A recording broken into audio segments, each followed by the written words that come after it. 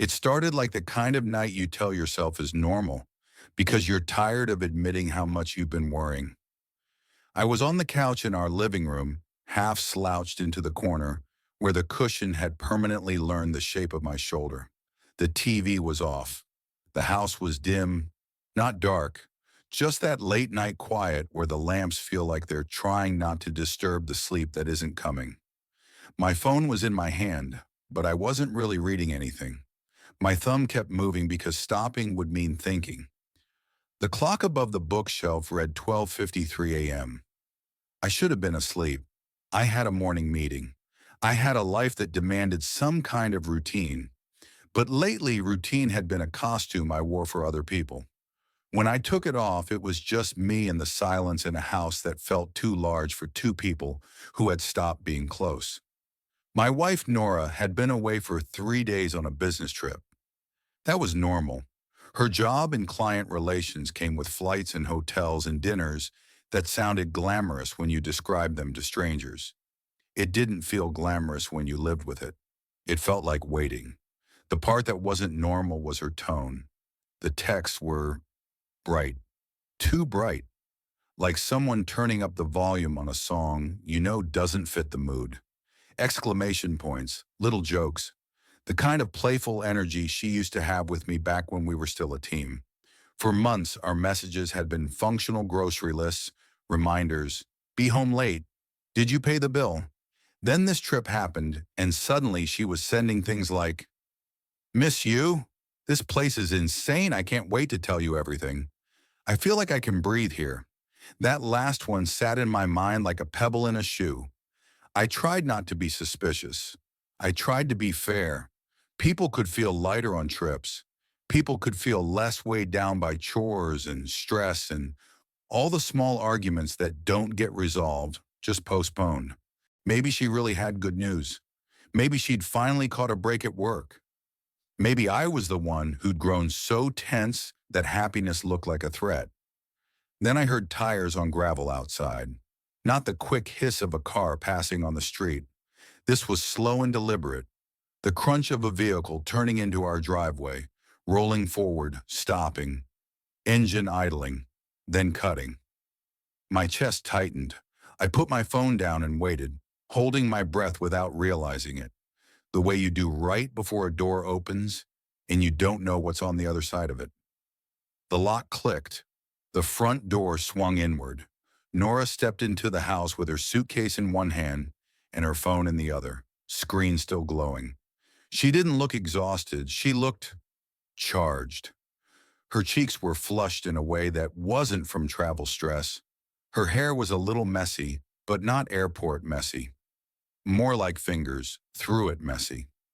She was smiling at her phone as if she'd just read something that made her laugh quietly to herself.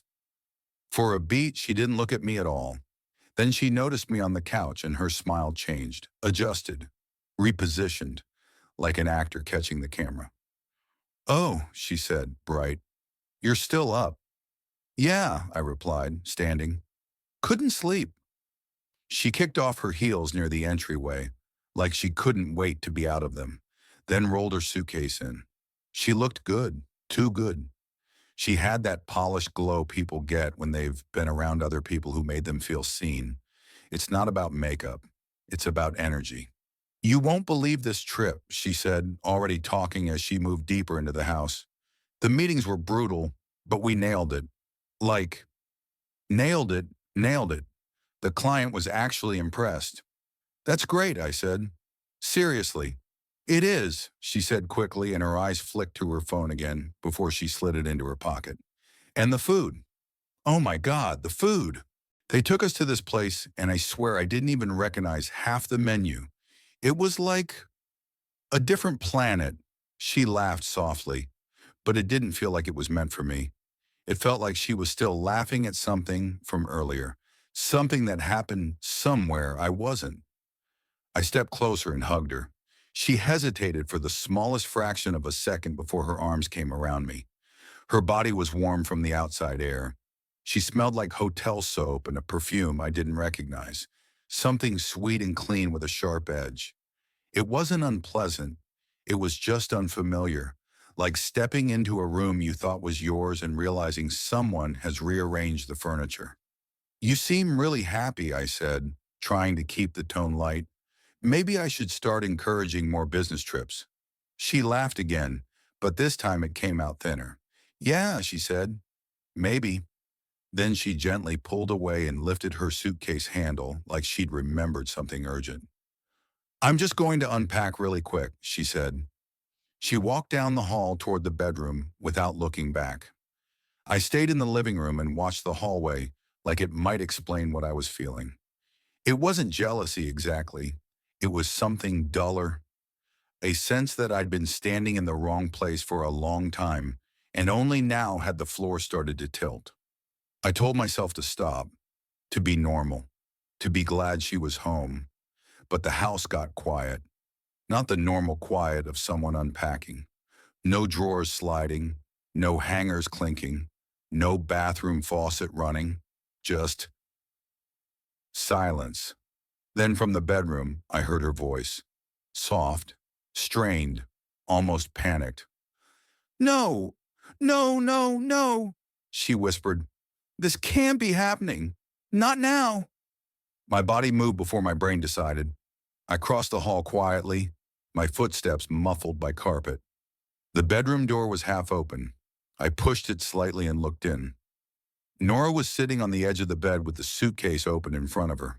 A folded piece of paper was in her hands and she was staring at it as if it had turned into something dangerous.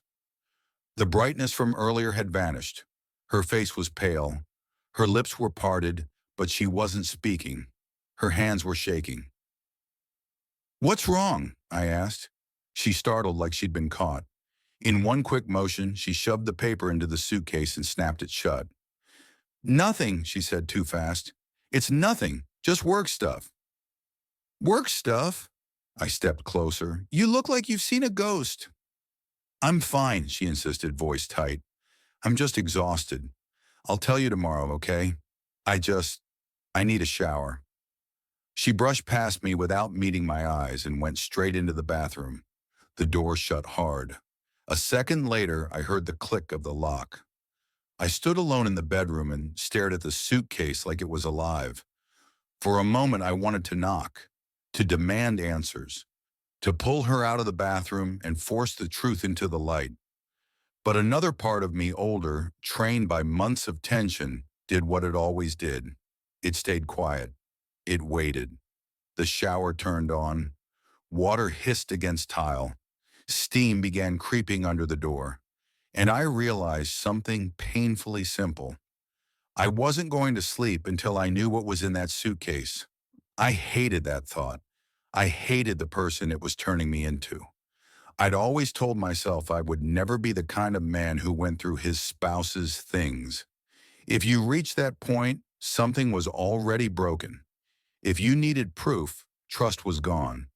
But trust had been fading for a while, like a photo left in sunlight.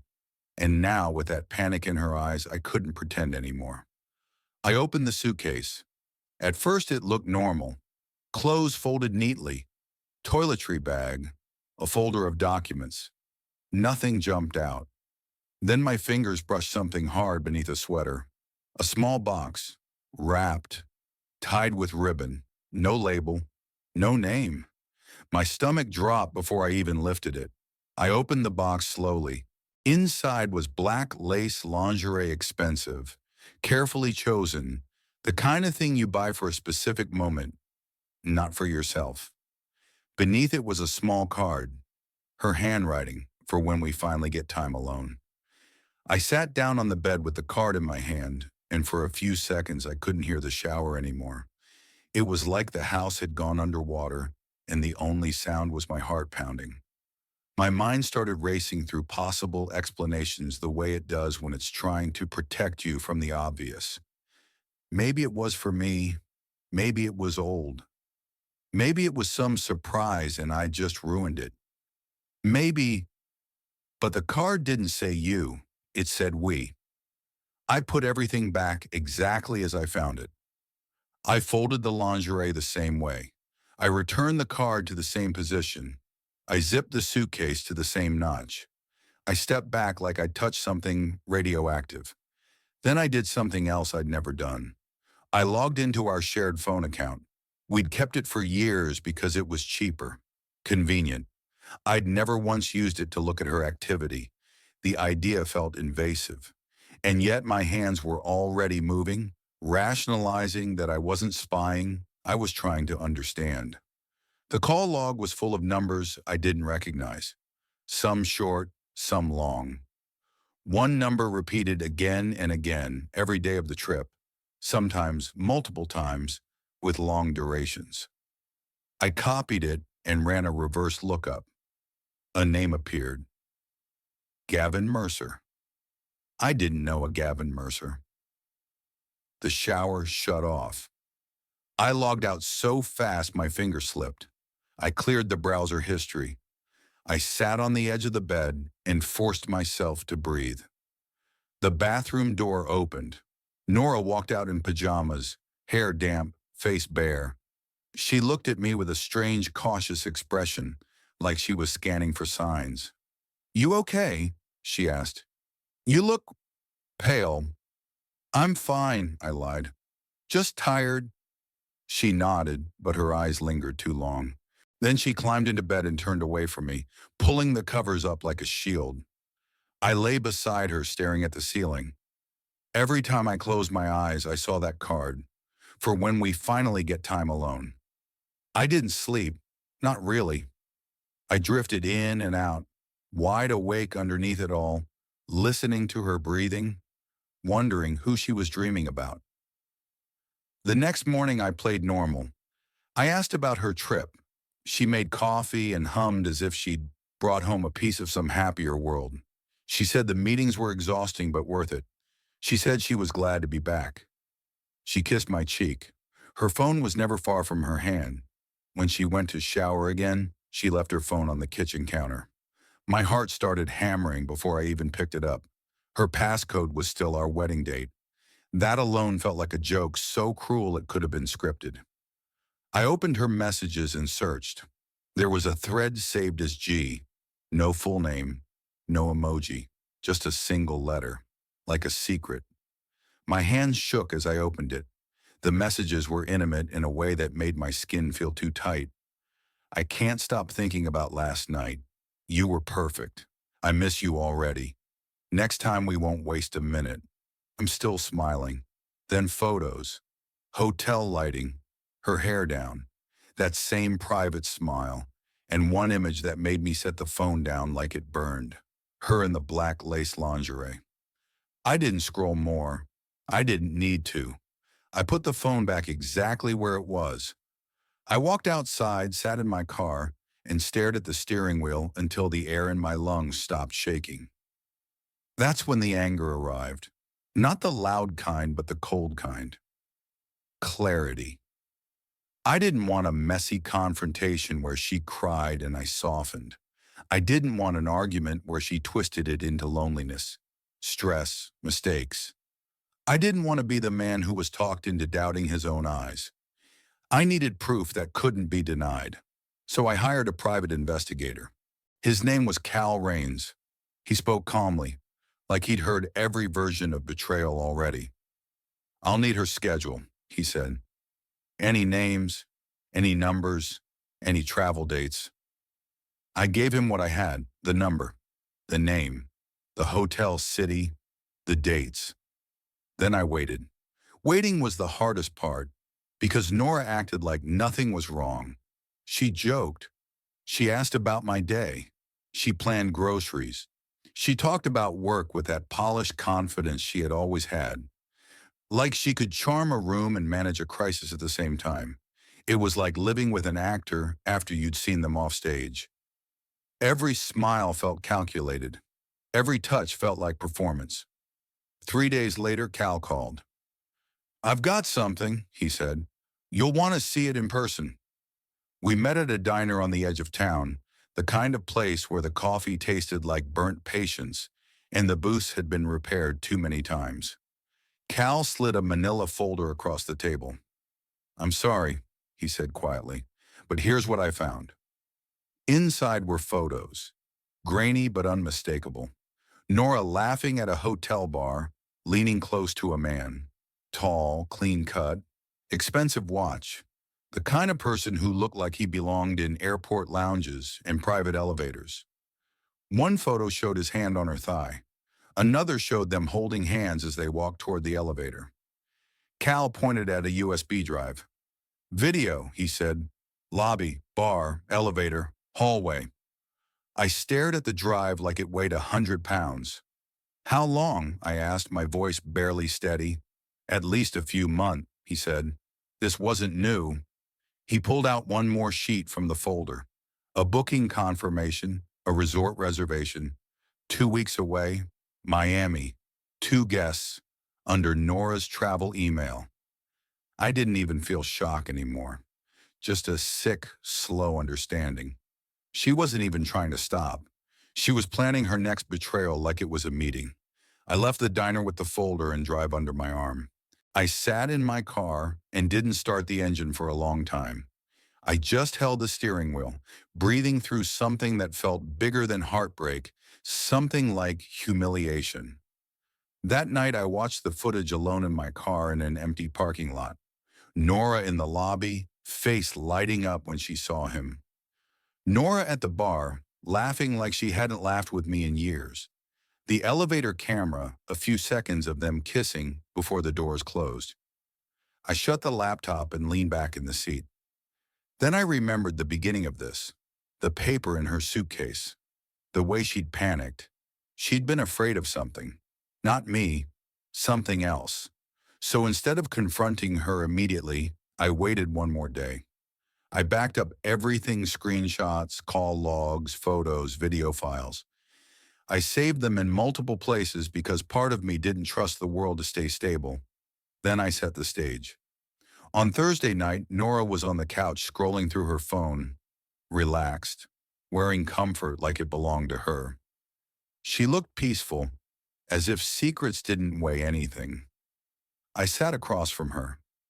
Can we talk? I asked. She glanced up, mildly annoyed. About what? I placed the manila folder on the coffee table between us. Her eyes locked on it, and I watched the smallest crack appear in her composure. What is that? She asked, voice suddenly careful. Before I opened it, I asked, is there anything you want to tell me, Nora? Anything at all? For a moment, she looked like she might try. Then her gaze flicked away, and she chose the oldest option. Denial. What are you talking about? You know, I said quietly, I'm giving you one chance. She swallowed, and I realized she was calculating how much I knew, what story might work, whether tears would do the job. When she didn't answer, I slid a photo toward her, then another, then another. Her hands started trembling as she picked them up. I can explain, she whispered. I'm sure you can, I replied, opening my laptop. But I'd rather you watch. I played the elevator clip, the kiss, the doors closing. The room fell silent in a way that made my skin prickle. Nora covered her mouth. Tears appeared fast, urgent, like a reflex. It's not what it looks like, she whispered. It's exactly what it looks like, I said, voice flat. She started talking quickly then.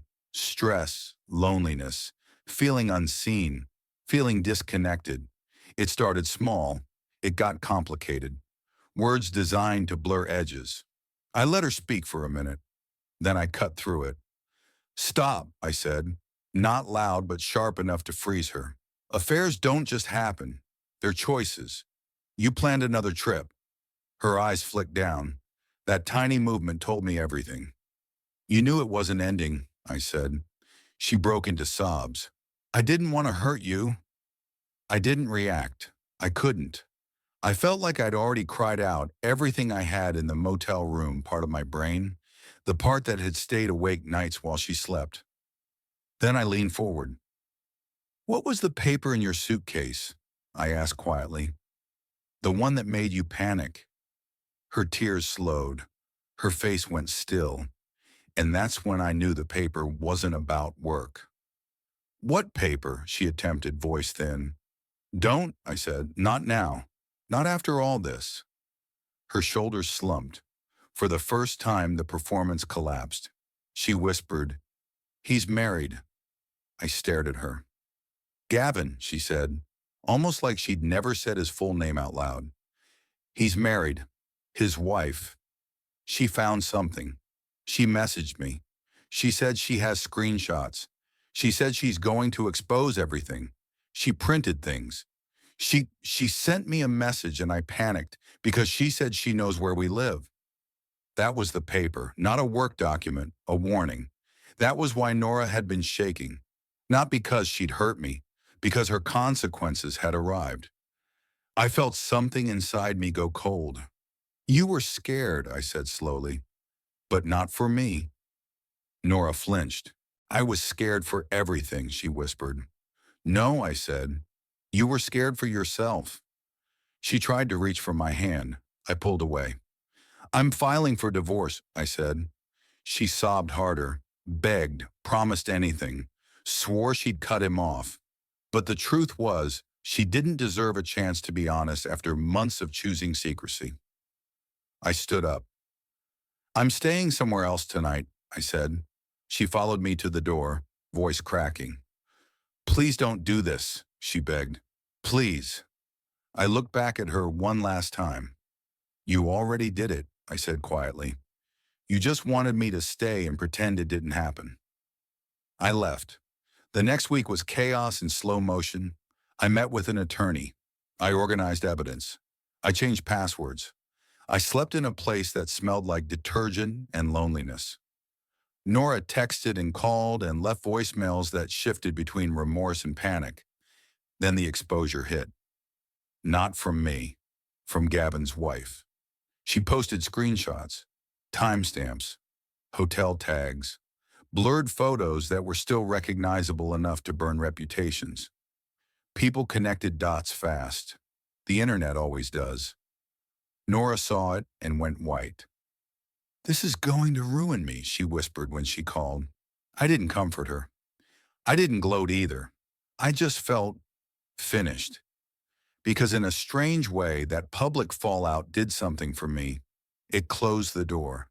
It made sure there wouldn't be a quiet rewrite where she told people we grew apart. No, something happened. A choice was made. A line was crossed. The divorce moved quickly. Nora didn't fight it. Maybe she was tired. Maybe she was ashamed. Maybe she was just afraid of more things surfacing. She moved out quietly.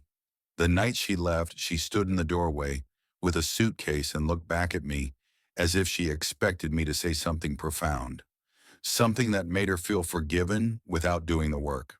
I said nothing. The door closed.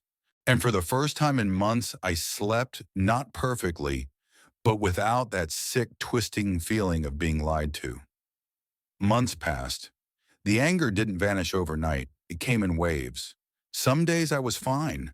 Some days I got hit by grief in a grocery store aisle because I saw her favorite cereal and remembered how ordinary love used to be. But the thing that surprised me most was the relief. I hadn't realized how tense I'd been living, how much of myself I'd shrunk down to avoid conflict, how many conversations I'd avoided because I feared what I'd discover.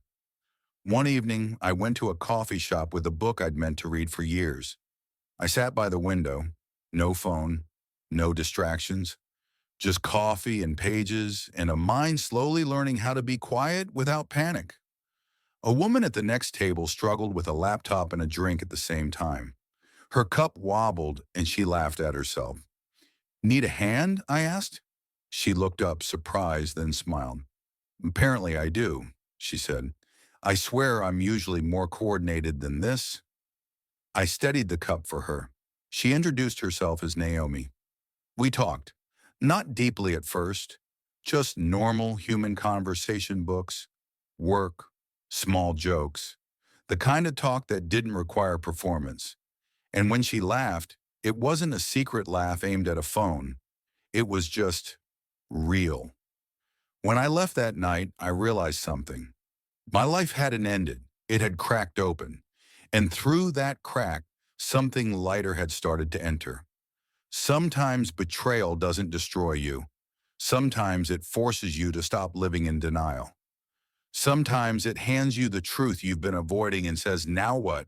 And the answer, for the first time in a long time, felt simple. I choose myself.